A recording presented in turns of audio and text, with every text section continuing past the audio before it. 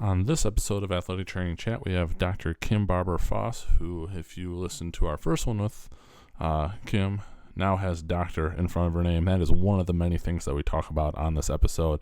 A lot has happened in her life, from getting her PhD to leaving the traditional setting and taking advantage of an opportunity that got presented to her. We talk a lot about that at Emory SPARC and all the amazing things they have going on down there, and everything that she's doing as a part of it. So really, really good and interesting information there, and just great updates. If you've ever considered research or been hesitant, this is a great episode. Dr. Barber Foss gives a lot of good insight into just getting started and connecting with people. As always, we are powered by Mueller Sports Medicine. We have our Throw a Lifeline program, now has a new home. If you go to clinicallypress.org, we have kind of redone everything there to formalize everything with a donate button to go specifically to the nonprofit, but you can designate to go right to Throw a Lifeline. With that, we are going to continue to get these kits to athletic trainers that just need them because their budget does not allow for them. For whatever reason. So we hope to do that just by listening to this. You're helping generate revenue by listening to the ad. We appreciate you taking the time to do that. You can share it out, help us get more listeners. That will help drive that as well, in addition to any other donations. But without further ado, please enjoy this episode.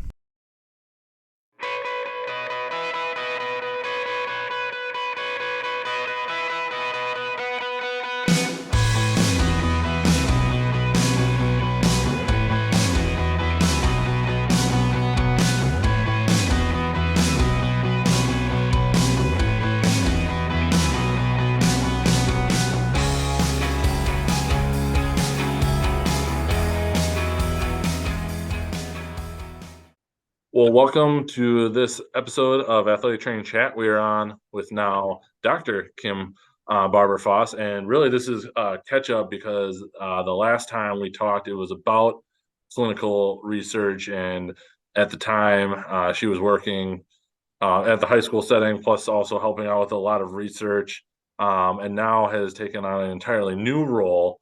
And just from seeing some of the stuff on social media and also following her employer with some extremely cool facilities and things to be done. So really, we just were wanting to catch up and hear about all the new things that she's doing and how that still applies to clinical research, which is obviously a passion of yours, and go from there. So with that, if you would like to start going through the list of changes kind of within the last year or two, then we'll kind of jump into it.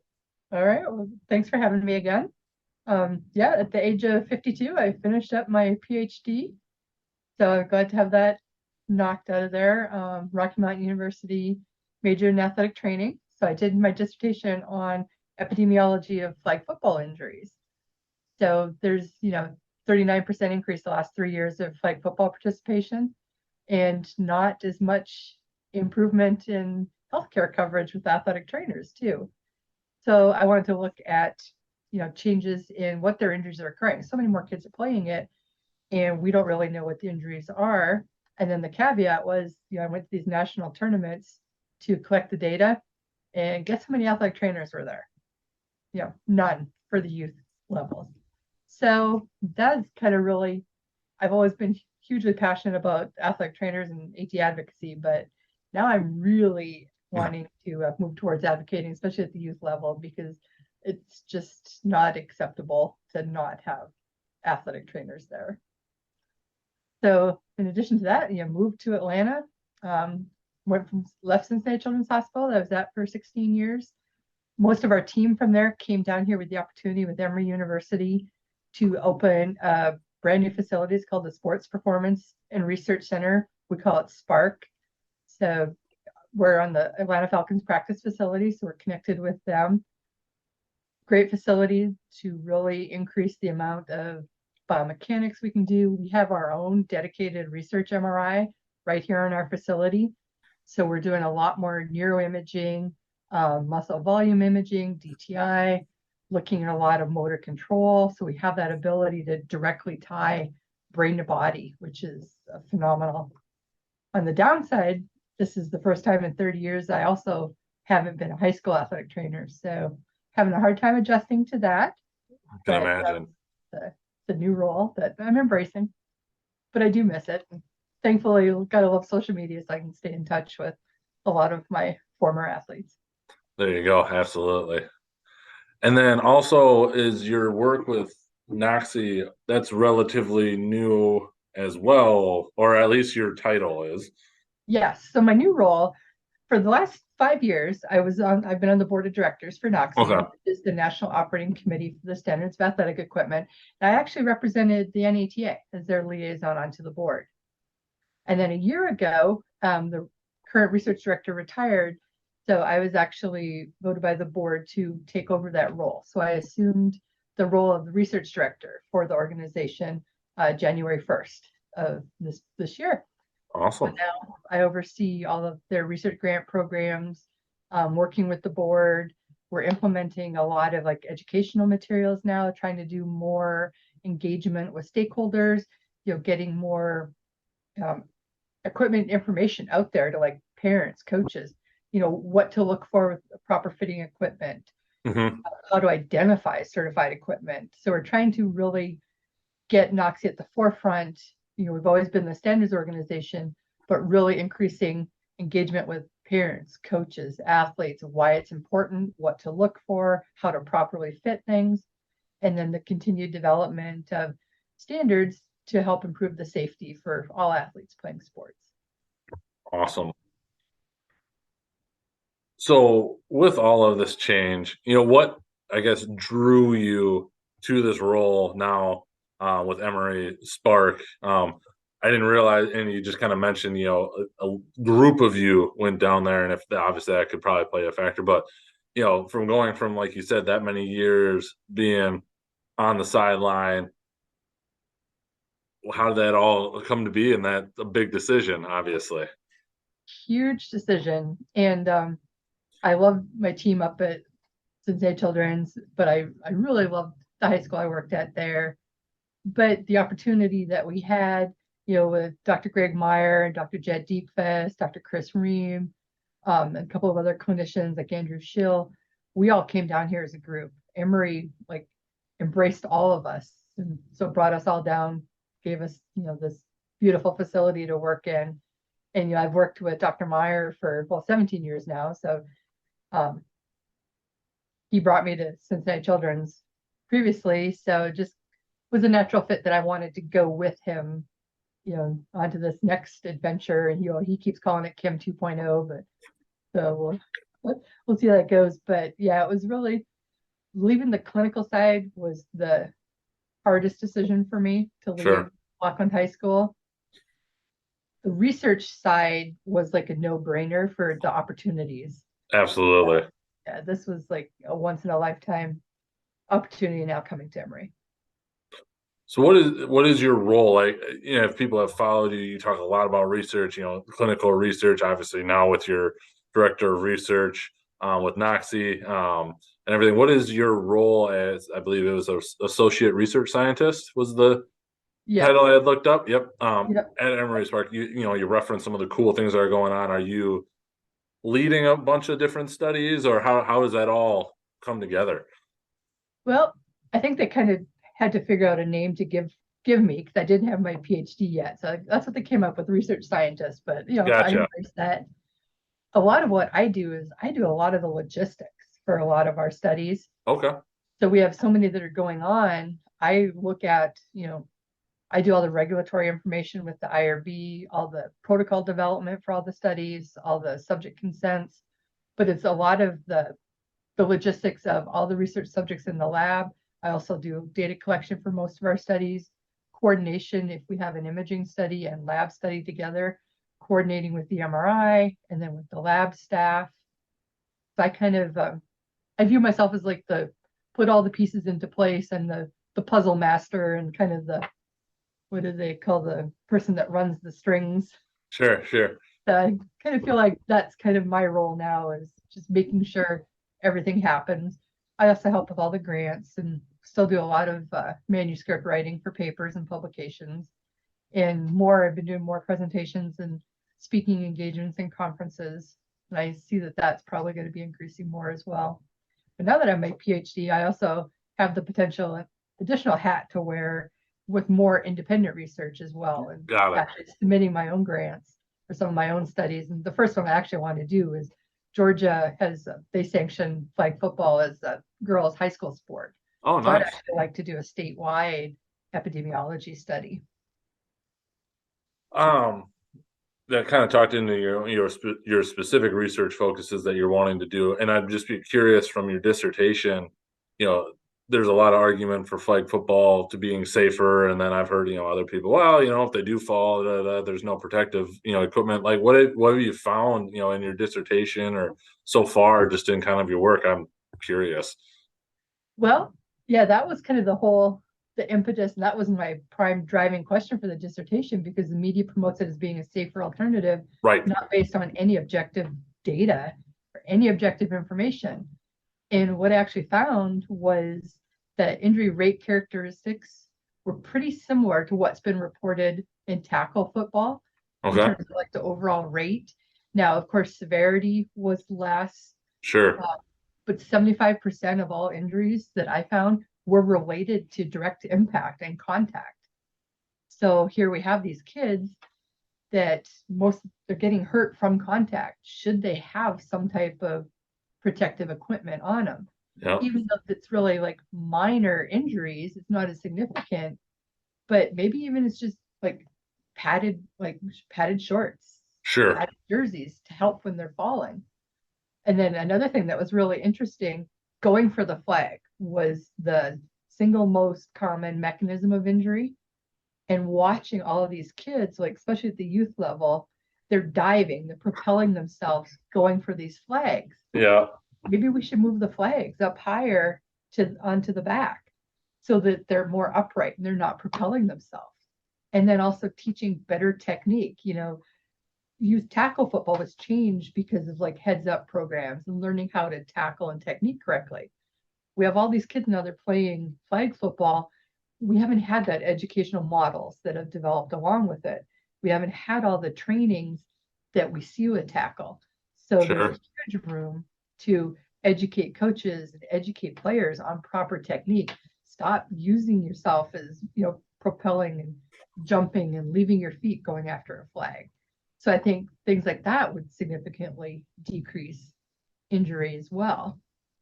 And then the most interesting thing that I found, which kind of relates to NOXY too, is just the way the flags are put together. All of the injuries that I had related to the hip were from kids falling on those little hard plastic clips. Oh, yeah. The flag attaches to the belt that sit right at the pelvis. So maybe they use different type of material rather than hard plastic, and that would reduce injuries as well.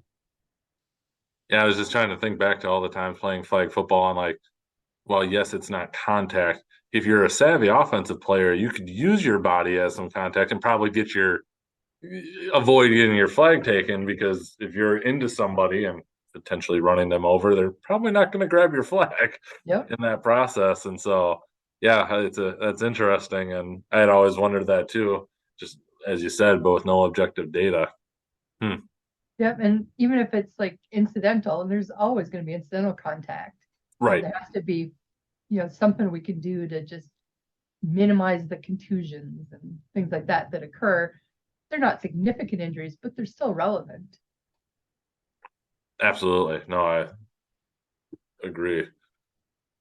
The next question I was just kind of rereading, and really everything we've talked about makes sense. You talked about the SPARC facility being awesome, and if people listening haven't seen it on like Twitter or go to the website, like it looks amazing. And again, being tied into the Atlanta Falcons, and you mentioned the research MRI, which I'm sure there's ATs across the country that are going, holy crap, if we could have one of those, how great that would be. For you, how do you balance, all the great work doing there, but then also you're talking about this research of epidemiology, which doesn't necessarily require a ton of fancy equipment or any at all in order to potentially make impactful recommendations and findings. How do you, I guess, balance that or see that as how are they important and interrelate? And I guess, for some people, it might see that high level, research MRI, and the study coming out of that being more important, and I say that in Mhm. quotes, than an epidemiology study. So from Right. your point of view, balancing all of that, especially in your role of conducting all of that research. But I think what's really important is to kind of keep in mind like translational research. And that's kind of where I view myself as I take things, I do all this lab-based research, but I also want to know how does that impact day-to-day athletic trainers' life? Like what can they do and what can they see in their clinic, in their settings, take what we're doing in the lab, but impacting day to day. And that's kind of where epidemiology falls in as well, too, identifying risks and trends and rates. And it may be simple that you can make a change and have a significant impact. And I'm a huge data geek. So, and I wrote one of the things I like about epidemiology, it's really just, taking down numbers, observing things, taking notes. Athletic trainers do that every day on the Right. field, in the training rooms. And I don't think they often make that connection that that's data and they may be doing research.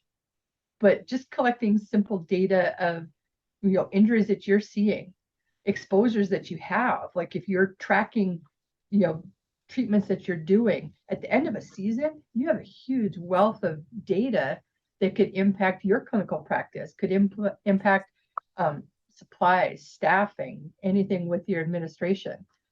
So one of the things that I'm really passionate about too is getting athletic trainers out of the thinking of data as a four-letter word. And we have the NATA COPA Analytics and Outcomes Committee that I'm on, and that's one of the things that we're really trying to focus on is taking the stigma away from data and just having athletic trainers trying to think about it in a different way. Because Sure. any question you may have, you can answer, pen and paper, writing things down, putting things into an EMR, but it's just thinking about it a little bit differently. So I really view myself as like a clinician scholar, a translational researcher, where I take these big, multi-million dollar research studies in a fancy lab and can make the change out at practice on the next week and how to take that step. I think that is something I was having a conversation with somebody else about that is, we assume that we know things like just from intuition basically, but then there is there's nothing wrong with going and trying to actually show that in the data or like Right. looking at it to confirm it because you could get surprised, and it may not be. We had a simple example. We're working with a local group of firefighters, and we did a movement screen that looked at some left-right imbalances. But then we also did an isometric mid-thigh pull, and we tried to look at, was there a dominant leg versus the other, and there was literally no correlation between the two. If they were stronger on one leg, that didn't mean that they were better mover on that leg. Which intuitively you would have thought maybe there would have been something there, but apparently not, at least in the group we looked at, which would change it completely how I might approach working with them Mm-hmm. and trying to address some of those things. So, yeah, I like that translational research concept. I think that's something that is, like you said, data is like a big scary word because everybody thinks you have to go and publish a paper about it, me Right. included, terrified of writing. Your job sounded awesome in terms of the logistics and everything. Like I feel like I can handle that, and then it gets to the writing part, and it just terrifies me. Yeah, but I mean, writing is a big part of our world. I mean, when they say publish or perish, it really means publish or perish. That is very fair. But a Um, little teaser talking about translational data and the athletic yeah, trainer. I mean, our analytics and outcomes committee is going to be giving a panel discussion forum kind of talk in Indianapolis. So hopefully people will come attend that. And it's just going to be about getting rid of that stigma of data and just improving your everyday situation. I will make a mental note as I am hoping to be there this year. All So right. it's a drivable one for me. So hopefully that'll help get there. Kind of it related to everything we're talking about, but just what we were going off of. You've worked with data. You've worked with some. We had some random cross connection on colleagues in the past. Um, some really smart people, but obviously you've worked within it. Like, how did you get over maybe the hump of like, I don't want to necessarily write, or if there's some misconceptions that you would say for somebody that's like wanting to dip their toe into the research world or potentially use some of their data and see if it's even publishable, ideas or recommendations, because obviously you were involved with a lot of it prior to your PhD. Mhm. And almost, is it safe to say you don't necessarily have to have that PhD in order to do it, type of a scenario? Yeah, absolutely. Yeah, you don't need the PhD to write. I think the biggest advice is just doing it. I mean, you become a better writer by reading. So, like reading the JAT articles that are published, just by reading them keeps you abreast of topics, but it also helps you improve your writing. But everybody always they have a unique case. They have a unique athlete that they've dealt with. Jot down notes on that and then just kind of expand upon it. Before you know it, you may have a publishable case study. If you're reading some articles that are interesting, you may be able to write like a clinical commentary that journals will publish, where you're just kind of taking things that you're reading, but you're adding in your thoughts based upon your clinical experience. um, Writing is challenging, and it's a skill that develops, but it develops the more you do it. So it's just kind of Sure. taking that first step. And I mean, I think I have like 89 or 90 papers at this point. It's still a struggle for me, like getting started and just sitting down and doing it. But it's just, you have to take that first step just to put the first couple of words on paper and then build from there. Absolutely. We touched on your role a little bit with NOXY, but if you could go and just explain a little bit more for everybody what that is. I think we touched on it a little bit before we hit record, and then again, kind of like your role. You've been a part of the board for, you said, 5 years, and now with this director of research, and what that looks like, because your job sounds busy as it is, and then even like how you kind of maybe can complement the two of them together. Okay. Well, NOXY, they are the standards organization. So they develop performance standards for athletic equipment, such as if you take like a football helmet, they're the ones that have developed like the pass fail criteria for the drop testings, and they do performance testing on like shin guards. The newest one that's come out is like lacrosse for the commotio cordis. So they did all the performance testing on that, looking at the protection over the cardiac silhouette, to making sure that equipment meets the standard, that if there was ever an impact on that cardiac silhouette, that it's not going to cause commotio cordis and cause the heart to stop. So it's been developing standards for all kinds of different sports. Like even a lacrosse ball has a performance standard. It has to have, a certain hardness, not just to mention the size, but it can't deform too much. Because if you think about like a lacrosse mask, if you have a lacrosse ball that doesn't have a deformation standard, it can deform on impact. And then before you know it, it can fit between the bars on a mask. So we have standards for all of those different types of equipment, and it's kind of, governing bodies will use and recommend that, it has to be a NOXY certified piece of equipment Yep, in order for an athlete to play. And we see that the most commonly in like football helmets, that absolutely. in order for an athlete to take the field, it has to be in a NOXY certified equipment. So that's kind of what we do. And what's really great about NOXY is it's based upon members from all kinds of different organizations. So like I represented the NATA on their board of directors, but there's members from football equipment manufacturers, athletic equipment recertifiers, American College of Sports Medicine, American College of Collegiate Health, AOSSM has membership. So it's a big variety of people that all have concerns about making sports safer for athletes. So it's a very diverse and like passionate board of people that really want to affect change and keep kids safe and not have them get injured.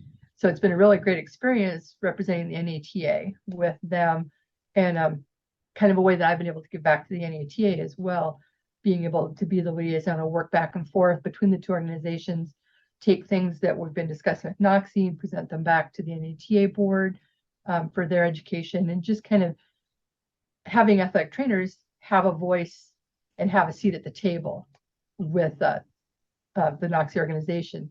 Transitioning over to the research director now, NOXY, while we develop all these athletic standards, we also have a very robust research arm of the organization where we have funded millions of dollars in various research studies, in concussion-related studies, biomechanics studies. So my role now is going to be overseeing that research grant program. So I'll be doing that. We have a small grant program, which is like a $50,000 grant, and then we have a large grant program, which can be up to $250,000.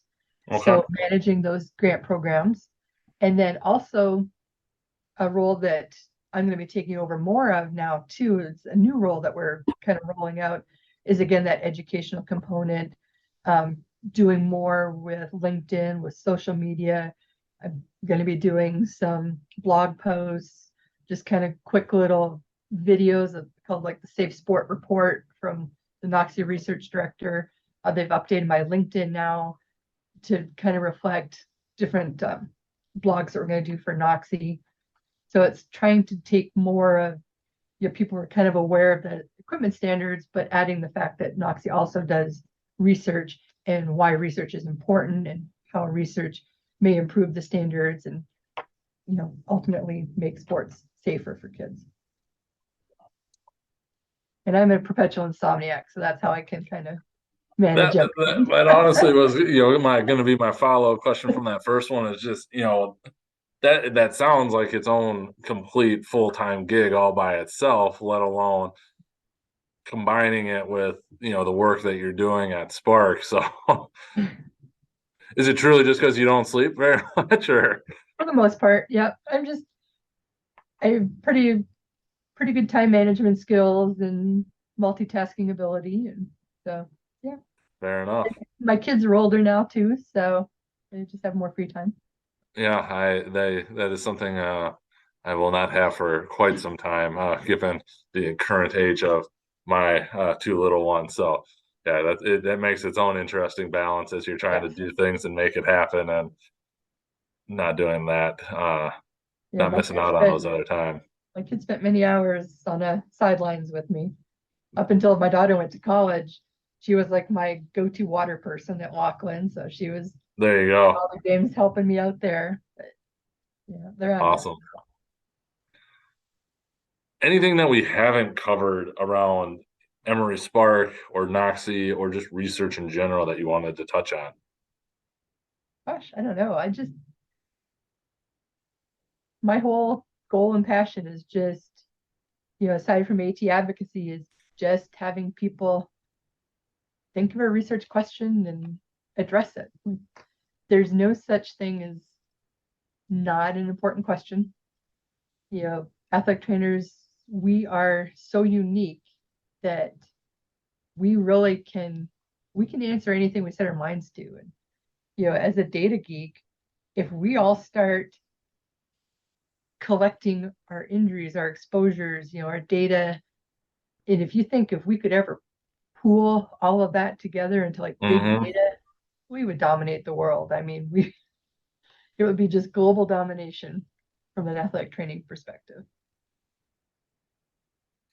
So for someone who's out there that's really good with that type of thing, there you go. There's your idea. Absolutely. Finding a way to get all the EMRs to talk to each other. Oh, yeah. Golden. Yes. Well, yeah, being really good at data mining. Before we jump into the AT chat questions, you've referenced a couple of times, your advocacy for the profession, and I think if it was on record or not, about going to these flag football competitions and not having an athletic trainer there.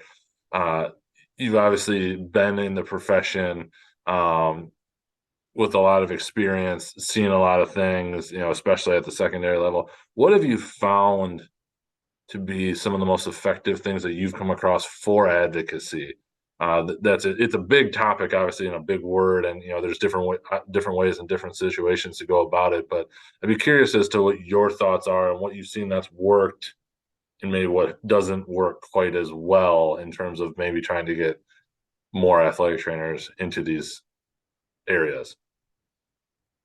Yeah, it really goes from just your grassroots personal things all the way up to getting the ears of every stakeholder out there. Good question. I mean, I've been doing this for 30 years, so back at the old school practices of volunteering for things that are out there just to make sure they have an athletic trainer, which unfortunately then can also negate our value because Sure. we deserve to be paid for our services. We are healthcare providers. Right. But just trying to network with organizations and get so that they can see the value of an athletic trainer and kind of showing them how to work with us and what our skill sets are, I think is really important.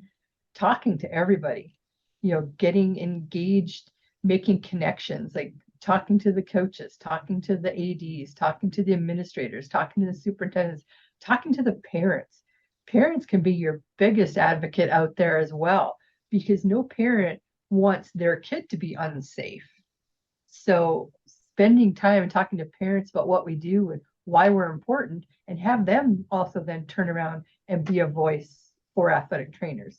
If they're going to be taking their kids to a big tournament, they should also be inquiring, is there an athletic trainer there for my kid? And why isn't there? If you look at like the cost of all these travel teams and youth sports now and what they're paying, like they're paying a lot of money, and to go and not have any appropriate medical care is really unacceptable. And if we start getting parents to be advocates as well, they can help do some work for us until it becomes part of doing business as an athletic organization or a team. It just has to become more and more like vocal from more people in the masses, and vocal kind of in a positive way. Like, I am an athletic trainer because I can help them do this. These are all the positive things, rather than, there's so much negative media attention that's out there. And I understand capitalizing on negativity, but also I'm just more of like the positive person. These are Sure. positive services I can provide. Yeah, I don't know that going after, there's times and places to call things out, but I don't know that it's ever going to be the best way to try and convince people of things and get them to react the way you want to, because oftentimes people are going to dig in their heels, even if they might realize that they were in the wrong. But it can be a hard way. I don't know that a lot of people like getting called out. And so sometimes, yes, it's required, but it might not get us to our ultimate goal of getting that person to understand the utility. And if it's a bad interaction, I don't know that they're going to want to reach out to an athletic trainer to help them out, which, I understand the visceral response to a lot of these terrible things that have happened, but somehow figuring out how to bring that person in to understand why this could be better is something worth considering. Right. And So, just from my experience, like with one of the organizations for my dissertation, having me there, and they had an athletic trainer up at the adult field, but there was nobody down at the 12 youth fields. sure. So while there was technically someone on site, it was a ways away. Sure. So now their perceptions have changed because I shared with them, this is what I saw today. And, these are the interactions that we had. Parents also then talked with them saying, we saw Kim over here and, it was just a bruise, but they're more likely now to have somebody at their next tournament because they saw the benefit from having it. Yep. So just kind of, I don't know, doing things in a positive way, I think is always more effective. I agree with you. It just seems to get people to respond Yes. maybe a little bit better. Yeah. Anyway, moving on to the AT chat questions. I'm kind of curious. I don't remember what your response was when I asked you, the where do you see athletic training going in the next 5 to 10 years? Even in the short time ago that we talked, I imagine that may have shifted a little bit. A, your role shifted, but B, we're seeing demand seemingly higher, but a supply that is not able to meet that currently. So I'm curious if that your outlook on where the profession is going has changed at all. Yeah, that's hard because I have loved being an athletic trainer for 30 years. And with changes the last couple of years that I've kind of seen globally, it hurts my heart, some of the changes in the profession. And I am very uncertain on where I see the profession 5 years from now. Because there aren't as many people going into the profession. And a big part of that is the restructuring of the program. Yep. But then people that are coming out of the programs, I'm not sure if they're really seeing the opportunities that are available, or if their expectations of the opportunities after graduation don't totally align. That makes me concerned. I think athletic trainers can work in any setting because we have such a great skill set. But to me, it's really disheartening now seeing so many of our core settings struggling to find an athletic trainer. Mm-hmm. I still firmly believe that every high school, every middle school should have access to an athletic trainer. And rather than moving towards that, I feel like we've taken so many steps back from that being a goal. So it concerns me deeply where the profession may be going. I think so many doors have opened, but now it feels like so many buildings are empty. Sure. I don't know if the doors open and people are coming in, or if the doors are open and people are just leaving. Right. Right. Yes, it will be very interesting how it all ends up playing out. Yeah. Uh, what advice would you go back and give yourself, even just a couple years ago when you were, if you could look back and before you made the career change, or not the career change, but the job change, if you could go back and give yourself a piece of advice?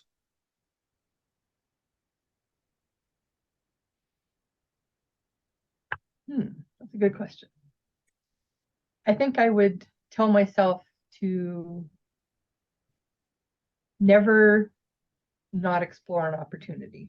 Oh, I like that. Always kind of be open because you never know what's going to present itself. Sure. I loved the high school I worked at in Iowa. Never thought I would leave until I had the opportunity at Cincinnati Children's. Sure. Loved my time there with Laughlin High School. Never thought I'd leave until this opportunity presented itself. So I think it's really just keeping that open mind, a positive mindset of where your path may go. Like Robert Frost is like my favorite poet. The talk about the road less traveled. Sure. It may be scary as heck, but sometimes taking a road that's kind of unknown may lead to amazing things. And that's kind of been my philosophy throughout my career, and just taking different options. And so far, it's resulted in amazing things. I'm glad to hear that. What has been one of the most influential resources that you've come across recently in your career? Crazily, probably social media.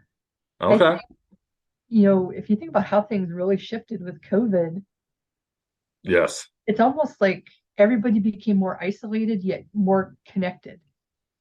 I met more people on social media and on Zoom than I ever would have imagined, like totally diverse people. Absolutely. At the last NATA, it was like amazing meeting people in person that I've only ever talked to on Zoom I'm so bummed I talked did to on not get to social go to media. that one, Yeah, it was but I'm like, looking forward to it. it was amazing. Like, yeah, you feel like you're knowing people because you connect with them. But it's the first time ever meeting. And I think it just fosters so much more networking abilities than what we've Yes. ever had in the past. So, yeah, I try to embrace the positivity of social media because there's so much negativity out there and like so many tantrums, fights, but can have such huge impact. Just the networking alone, like looking at people like job opportunities and, so and so because of social networks that you've built, having increased options, possibilities. We all see subject recruitment is great for us too through networking that we do. Yep. But I think that's probably been the thing. I'm actually very curious to hear your question on this one. I think this is a new one since we last talked. Maybe not. As an AT in your role, how do you take care of yourself? I'm very curious because we were just talking about how you're busy pretty much all the time. So how do you see that? And maybe it is just being busy, but I'm curious what your thoughts are. Yeah, like I'm Perpetual Insomniac. I I honestly don't do the best at taking care of myself. I let myself get stressed to the point where I start to get burnout. Then it's like, you got to reevaluate and say, no, this is my passion. Um, I had something I was going to say. What was I going to say? But I don't know. I try engaging with people is probably how I help take care of myself, um, so that I don't feel isolated. I mean, I Sure. miss being on a sidelines working with kids, but I love talking with people that are doing that job now and hearing their inputs on the day. Football season was incredibly hard for me, not being in a football game Friday night. Sure. Scrolling through Twitter and seeing like the posts and everything was that kept me motivated and helped me feel better. One thing that I've really come to adopt is I've never had work life balance because to me, balance is like a 50-50. So I Sure. always felt like I was a failure when it came to that. But I went to a talk in the last NATA, and I can't remember who it was, but they said life should be a work life ratio. And I that like just that. Yep. really resonated with me because my 70-30 work life ratio may work for me and it may not work for someone else. Right. It may be a 60-40, a 40-60, But that somewhere doesn't there. mean it's wrong Right. because it's based on you. Yep. I So hate now that I hate that argument on social media. Like yes. Yeah. the can't hack it or the workaholic. Like, yeah, there's different sides of it, absolutely. But when I was 27 and single, my work life ratio was very different than 36 married with two kids. It by necessity changed in Yep. my opinion. But yeah, And it's fluid. It's going to change and it should be fluid. It should change based upon changes in work, changes in life. I don't think anything really can ever be 50-50. So now when I think about it as a ratio, I don't feel like I'm a failure. So I just kind of that change in mindset. yeah, no, absolutely. Well, I like that one.